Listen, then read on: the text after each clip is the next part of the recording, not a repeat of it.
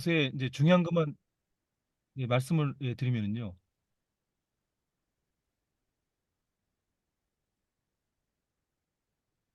근데 먼저 아무래도 이 가장 큰 이슈는 이 의대 증원, 그다음에 이제 이 의사 파업 이게 가장 큰 이슈였습니다.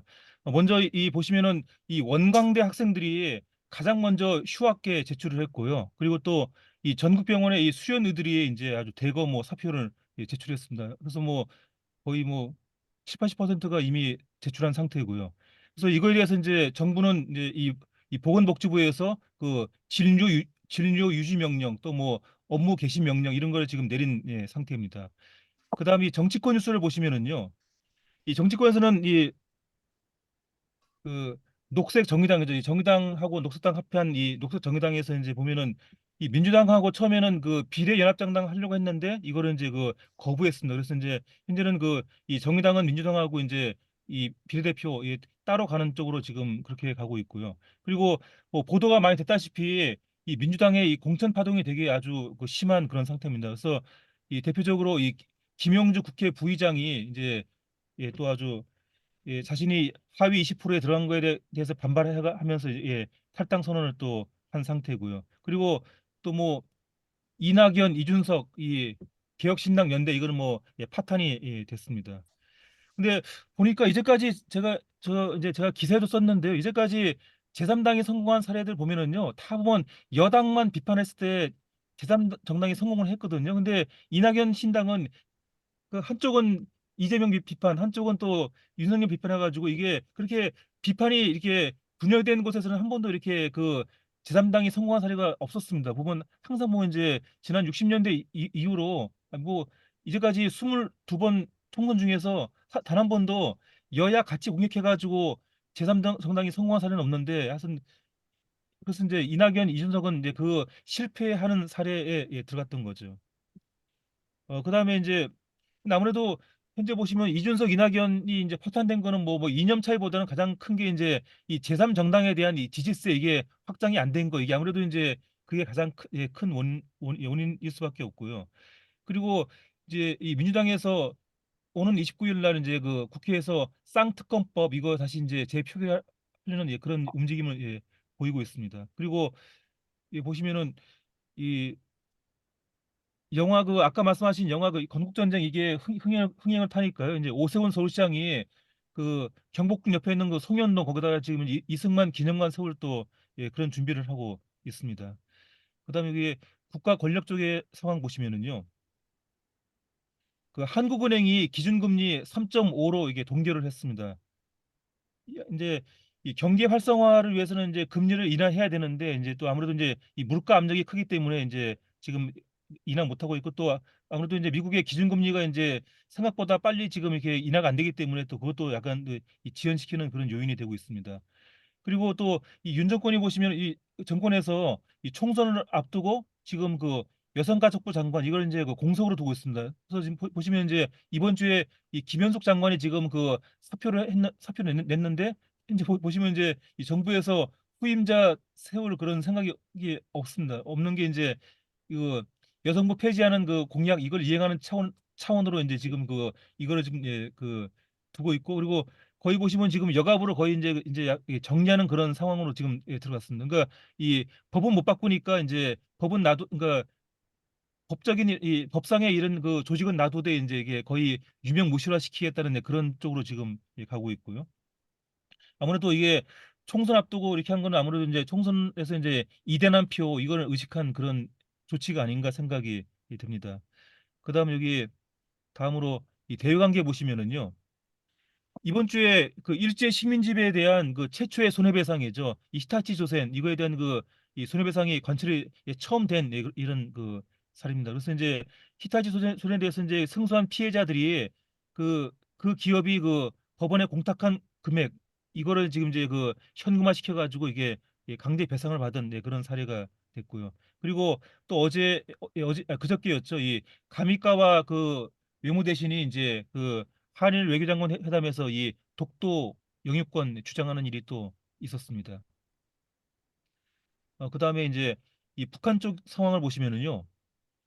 요즘 이제 북한과 일본 사이에 이 대화가 진행이 되고 있는데요. 근데 보시면 이 한국은 이 북일 간의 접촉에 대해서 이제 이 비핵화를 조건으로 하면서 그 비핵화 조건으로 그 북일 대화가 이루어지기 바란다 하면서 이제 은근히 약간 그 딴지를 약간 거는 반면이에요. 근데 미국은 태도가 다릅니다. 미국은 보시면 이제 이번에 이 국방부 부대변인이 이 북일 대화 지지했기 때문에 미국은 오히려 이제 북일 대화 이렇게 그 응원하는데 그런 입장에 있습니다. 그다음에 여기 이제 이 남북 관계에 보시면은요. 지금 뭐 전반적으로 이 남북 관계가 많이 후퇴되는 네, 그런 상황인데요. 또 이제 이번 주에 나온 보도들 보니까 이 북한 사이트에서 이 한반도 이미지, 이 파란색, 청색 이미지가 지금 많이 거의 뭐 다 사라지고 있다고 보도가 됐고요. 그다음에 이제 또 재밌는 거는 북한 지하철에 이 통일역이 있는데요. 근데 이 통일역에서 이 통일을 빼버리고 그냥 그 역을 그냥 역 명칭 없이 그냥 역으로 했다, 역으로 표기했다, 이제 그런 보도가 또 있었습니다. 그리고 지금 우리가 그 탈북민 이 표현 쓰고 있죠. 과거에는 탈북자, 지금은 탈북민 쓰고 있는데 이거는 이제 지금 북배경 주민 이렇게 바꾸는 쪽으로 이제 우리 지금 정권이 움직이고 있습니다. 그리고 이제 앞으로 7월 14일을 이 북한 이탈 주민의 날, 그러니까 이제 이 용어가 바뀌게 되면 이제 북배경 주민 이탈의 북배경 주민의 날 이렇게 바뀔 건데요. 그래서 앞으로 7월 14일을 이제 그런 날로 지정할 움직임이 지금 이 통일부 주도하에 진행이 되고 있고요. 그다음에 이제 이 세계 상황 보시면은요.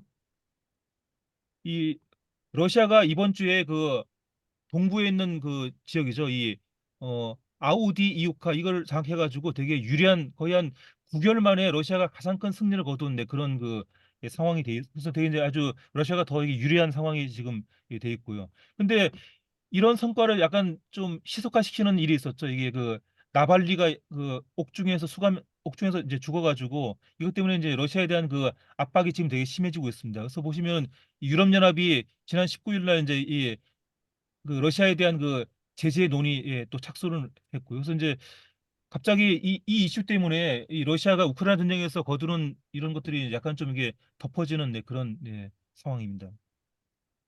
그다음에 이 중동 상황 보시면은요.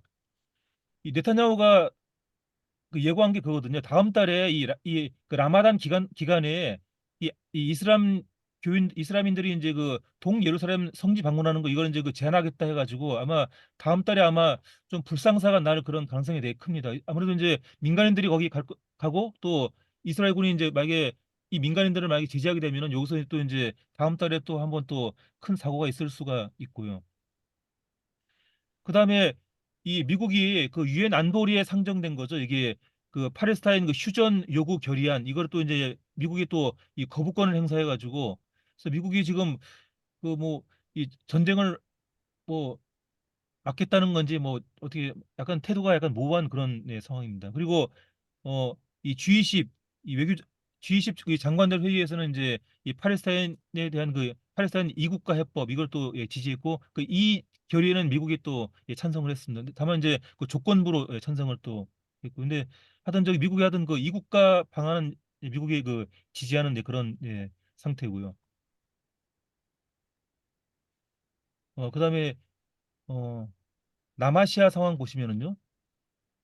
이번 주에는 뭐 미국이나 북미는 별 이슈가 없어가지고 여기 이제 없습니다. 그리고 이제 이 남아시아에 보시면 중국이 지금 중국에 대한 관심이 동쪽에 대만 쪽에 있는데 중국이 약간 관심을 서쪽으로 약간 옮기는 그런 행동을 지금 하고 있습니다. 예컨대 이제 이 부탄, 그 네팔 옆에 부탄, 이 부탄과의 국경 지역에서 이제 이 중국이 그 이 정착촌 지금 확대해가지고 약간 이게 긴장을 키우는 그런 상황입니다. 마치 이제 유대인 그 정착촌처럼 지금 중국이 이 국경 지역에 막 그냥 그 도시 마을을 형성하고 해가지고 약간 좀 이제 그쪽에 긴장을 지금 조성하고 있습니다. 그래서 이거는 전통적으로 보면 이 중국이 이 청나라 때도 그랬고요.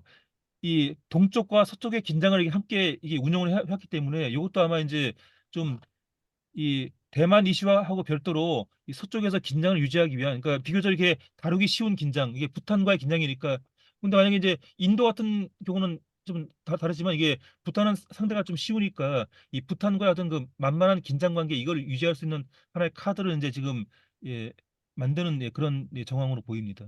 그리고 최근에 이 진먼다오죠. 이 중국에 가까운 그 대만 그 섬이죠. 이 진먼다오에서 이제 이 중국의 배가 이 대만 이 선박에 쫓겨가다가 이제 배가 이제 전복이 되면서 그 대만 아니 중국 어민 둘이 이제 그 사망을 했는데요. 이것 때문에 이제 이거를 갖고 지금 요즘 중국에 되게 이제 압박을 가하고 있는데요.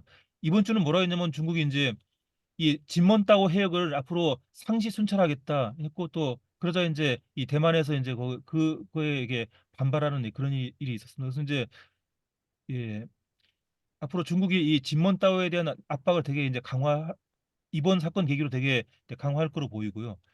그리고 기시다 지지율은 지금 거의 뭐 이 마이니치 신문 조사에서는 거의 뭐 14%까지 이게 추락해가지고 이 지지율만 본다면은 기시다가 진짜 정권 유지하기 힘든 그런 상황까지 지금 가 있습니다. 근데 반면에 이 기시다 지지율은 크게 추락하는 반면에 이제 그 증시는 또 이게 많이 그 상승이 돼가지고 니케이 지수가 89년 그때가 89년 11월인가 12월이죠.